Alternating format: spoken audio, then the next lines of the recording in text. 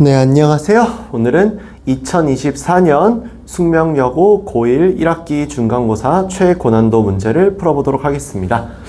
우선은 여기 숙명여고 같은 경우도 이제 객관식이랑 서술형이 섞여서 나오는 문제인데, 요번에는 제가 보니까 여기 있는 23번 문제가 가장 어려운 것 같아서 이걸로 들고 왔어요. 보통 서술형 부분에 어려운 문제를 주는 경우들이 잘 없는데, 그래도 이번 건 확실히 서술형 부분이 가장 어려웠던 것 같다라고 저의 생각이 들더라고요. 그래서 한번 보도록 하겠습니다.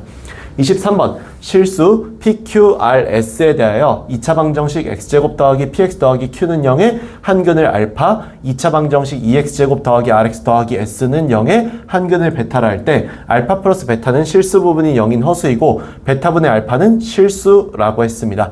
2차 방정식 x제곱 빼기 p 더하기 2qx 더하기 r 더하기 3s는 0의 한근이 알파 플러스 3일 때 알파 제곱 더하기 베타 제곱의 값을 구해달라고 했습니다. 우선은 이 문제에서 가장 중요했던 부분을 골라볼게요. 가장 중요했던 부분은 바로 이 부분에 대한 해석입니다. 누가 뭐래도 이 부분을 어떻게 해석하고 시작하느냐에 따라 분명히 식이 너무나 많이 달라진다는 걸 알 수 있어요. 물론 당연히 순서대로 가자라고 하면은 위에서부터 쭉 읽어 내려올 때 여기서 근과 계수의 관계, 여기도 근과 계수의 관계, 그리고 실수기 때문에 뭐 켤레근 쓸 수 있는 거 맞는데요. 그거보다 더 앞서서 이거가 어떤 의미냐가 상당히 중요했기 때문에 이거부터 먼저 보도록 할게요. 자, 알파 플러스 베타는 실수 부분이 0인 허수, 즉 순허수라는 얘기죠. 그리고 알파 베타가 실수라고 했어요. 이게 가능한 경우는 알파가 어떤 AI, 베타가 어떤 BI로 나오는 수밖에 없습니다. 이때 A하고 B는 둘 다 0이 되지 않는다라는 약속은 해줘야 돼요. 이래야 더한 것이 순허수가 되고, 알파 베타가 아니라 베타분의 알파죠. 베타분의 알파가 실수로 나오는 이런 일이 생길 수가 있어요. 이거 아니면 안 됩니다. 그래서 이거를 여기는 이 주황색 이 밑줄을 이렇게 해석해 주는 것이 뒤에 모든 문제를 정말 쉽게 풀리게 만들어주는 가장 중요한 요소예요. 만약에 이걸 안 정해놓고 순서를 앞에서부터 쭉 내려오잖아요. 그럼 식이 복잡해지고요. 무엇보다 이런 표현 방법을 제대로 써먹지 못하면은 이 뒤에 식이 엄청 문자가 많아져가지고 골치가 아파져요. 그럼 이걸 하는 게 얼마나 의미가 있었는가? 이 다음의 내용을 보도록 할게요. 보시면은 우선은 여기에서 이거 보이실 거예요. 여기에 한근이 알파다. 그러니 켤레근의 원리를 써보면은 x제곱 더하기 px 더하기 q 이퀄 0은요. 그 두 근을 어떻게 설정할 수 있는가를 생각해보면은 1이라고 하는 실수, p도 실수, q도 실수이기 때문에 두 근이 알파와 알파 바로 나오는데 이걸 생각을 좀 바꿔봅시다. 아까 전에 알파가 AI라고 났잖아요. 그러니까 알파와 마이너스 알파라고 둘 수 있는 이런 편한 관계가 형성되는 거예요. 왜? 순허수기 때문에, 여기는 알파 베타가 순허수기 때문에 알파 바, 즉 알파의 켤레근, 켤레 값은 무조건 순허수 값으로서 마이너스가 붙게 되어 있거든요. 그래서 알파와 마이너스 알파이기 때문에 이걸 기준으로 하는 두 근의 합, 알파 더하기 알파 바는 마이너스 P로 근과 계수의 관계가 잡히는데 0이기 때문에 P가 얼마다? 0이다라는 것을 알 수 있고요. 그 다음에 알파와 알파바를 곱하는 것은 여기에서 Q로 근과 계수의 관계가 잡히는데 이 값이 뭐랑 같다? 얘랑 얘를 곱한 거니까 마이너스 알파 제곱과 같다라는 이 식을 얻을 수가 있거든요. 그 다음에 마찬가지예요. 요 2차 방정식의 한근을 베타라고 하는 것도 마찬가지예요.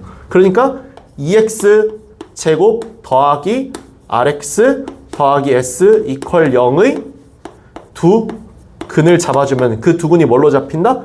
베타와 베타 바로 잡히는데 여기는 이 베타와 베타바 역시 순허수의 베타 값 때문에 베타와 마이너스 베타로서 근을 잡는 게 된다. 그래서 베타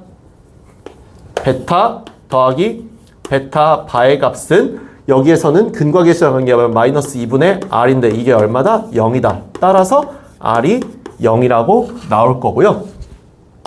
베타와 베타바를 곱하는 것이 2분의 S와 같은데 이것이 마이너스 그냥 요거 다시 할게요. 베타바를 곱하는 게 2분의 S로 잡히는데 이것이 마이너스 베타 제곱이니까 S 값이 마이너스 2 베타 제곱이라고 하는 것으로 잡히게 되는 이 과정을 편하게 만들어주는 것이 이 위에 주황색식이라는 거예요. 근데 이것만 편하게 만들어주는 것은 분명 아닙니다. 이것만 편하게 만들어주는 것이 아니라 이 뒤에 말과 여기도 편하게 만들어주거든요. 자, 요거 한번 읽어볼게요. 여기에 한근이 알파 플러스 3이래요. 그럼 이것도 역시 써와서 x제곱 마이너스 p 플러스 2q에 x 더하기 r 플러스 3s 이퀄 0의 두 근을 그럼 뭐라고 할 수 있는가 하면은 한근이 알파 플러스 3인데 보시는 바와 같이 전부 다 개수가 실수이기 때문에 알파바 플러스 3이라고 쓸 수 있어요. 원래대로라면은 이렇게 켤레를 써야 맞는데요. 어차피 실수는 켤레 붙어봤자 아무 의미 없기 때문에 복소수에다가만 켤레를 붙여준다는 거죠. 근데 이 값도 뭐라고 할 수 있어요? 이 값마저도 마이너스 알파 플러스 3이라고 할 수 있죠? 왜? 아까 이렇게 정리해놨으니까. 즉 이거 한 번 한 것 때문에 이 뒤가 다 편해지죠? 그러면은 여기서 두 근의 합인 알파 플러스 3과 마이너스 알파 플러스 3의 값은 근과 계수의 관계를 쓰면은 p 더하기 2q인데 p 값은 0이고 q 값은 마이너스 알파 제곱으로 구해놨으니까 이 값이 마이너스 2 알파 제곱인데 이게 얼마기 때문에 6이기 때문에 알파 제곱이 얼마라는 것? 마이너스 3이라는 것을 구할 수 있겠네요. 그 다음에 이번엔 두 근의 곱입니다. 알파 플러스 3과 마이너스 알파 플러스 3인데 전개 보면 이거는 마이너스 알파 제곱 플러스 9가 되죠. 근데 아까 알파 제곱이 마이너스 3이라 했으니까 마이너스 3 집어넣어주면은 12가 되거든요. 그러면은 이 12라는 곱은 근과 계수의 관계로서 보면은 r 플러스 3s죠. 아까 전에 r은 0이고 s가 마이너스 2 베타 제곱인 구했으니까 대입해주면은 마이너스 6 베타 제곱이 12이므로 베타 제곱이 마이너스 2라는 것을 구할 수가 있게 됩니다. 그러면 우리는 문제에서 원하는 답의 모든 구성 요소를 구한 거나 다름이 없어요. 그래서 알파 제곱 구했고요. 베타 제곱 구했으니까 요 둘의 덧셈인 알파 제곱 더하기 베타 제곱은 마이너스 5로 나온다는 걸 알 수 있다는 거죠. 그래서 정답은 마이너스 5가 될 거예요. 그래서 이 문제는요, 다시 말씀드리지만 어려운 부분이 다른 부분이 아닙니다. 이 문제의 어려운 부분은 이거 하나를 미리 정의해줘서, 즉 문제를 순서대로 보는 사람들이 많은데 문제를 순서대로 보는 것이 아니라 얘를 무조건 1번으로 생각해줘서 이 내용을 먼저 정해두고 이 정해둔 내용을 바탕으로 뒤의 과정을 편하게 만드는 것이 중요하다라는 거예요. 이 뒤의 과정이 이걸로 인해서 편해지지 않으면은 굉장히 어렵게 식이 진행될 수밖에 없거든요. 지금 보시더라도 문자가 PQ, RS, 알파, 베타 문자만 6개인 식입니다. 그렇기 때문에 이거 아무 생각 없이 그냥 진행하잖아요. 그럼 당연한 얘기지만 문자 개수 때문에 식 막 6개 구해야 되고 그러면 이 칠판이 부족해져요. 그냥 그 하나 때문만으로라도 이거 하나를 어떻게 알고 갔냐가 너무나 중요하다는 걸 알 수 있고요. 그 뒤에는 켤레근 계산, 근과 계수의 관계로 쭉 진행하면은 무리 없이, 문제 없이 문제 풀 수 있다는 거 알 수 있겠습니다. 이상 여기까지 해서 2024년 숙명여고 고1 고등수학 1학기 중간고사의 최고난도 문제를 풀어봤고요. 저는 다음 시간에 다른 학교의 최고난도 문제로 돌아오도록 하겠습니다. 감사합니다.